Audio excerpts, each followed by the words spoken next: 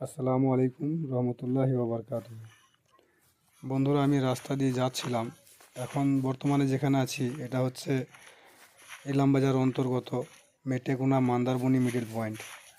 তো দেখলাম এখানে একটা ধান চাষ করেছে, খুব সুন্দর লাগলো দেখে। তো ধানটা যদিও আমি কখনো দেখিনি আগে, আমার কাছে আশ্চর্যজনক।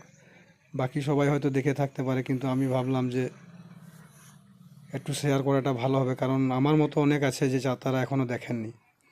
আর এই ধানটা হচ্ছে সেই ধান যাকে সুগার ফ্রি বলা হয়।